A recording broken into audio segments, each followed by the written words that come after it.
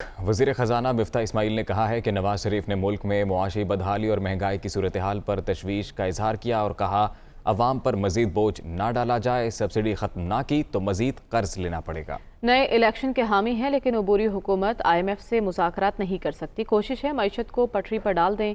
वो लंदन में मीडिया से गुफ्तगू कर रहे थे। जो इमरान खान साहब महंगाई लेकर आ गए हैं पाकिस्तान में, जो इमरान खान ने माशी बदहाली फैली है, मियाँ साहब बड़ी तशवीश का इजहार कर रहे थे उस पर। मसाइल लोगों को पता होने चाहिए कि क्या है पाकिस्तान में और कितना कर्ज उठा लिया इमरान खान ने। 80% पाकिस्तान में जो उठाया गया था उसका उठाया गया।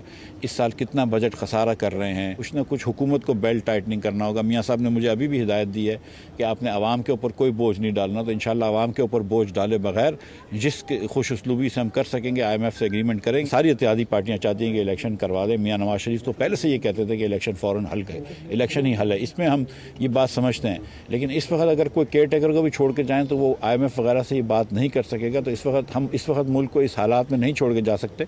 तो फिलफौर इंशाल्लाह कुछ कोशिश करेंगे कि पटरी पर ले आए। हम भी समझते हैं कि सब्सिडी ख़त्म करेंगे तो बड़ी महंगाई हो जाएगी, लेकिन ये इस तरफ ही देखिए कि अगर सब्सिडी नहीं ख़त्म करी और हुकूमत जो है ये नुकसान बर्दाश्त करती रहेगी तो हुकूमत कर्ज लेती रहेगी, और जितना हुकूमत कर्ज लेगी उतना हुकूमत के माशी हालात बुरे हो जाएंगे और उसके साथ पाकिस्तानी रुपया प्रेशर में आ जाएगा, जिससे ओवरऑल महंगाई हो जाएगी। जो आदमी 25,000 अरब पे आया हो और 42,000 अरब पे छोड़ के गया, उसने कर्ज बढ़ाया, एक पैसा वापस नहीं किया है। चाहता हूँ कि मियाँ नवाज शरीफ कल पाकिस्तान वापस ले आएँ, आ जाएँ, और लेकिन ये कि अब जो भी मियाँ साहब खुद फैसला कर फरमाएंगे कि वो कब तक पाकिस्तान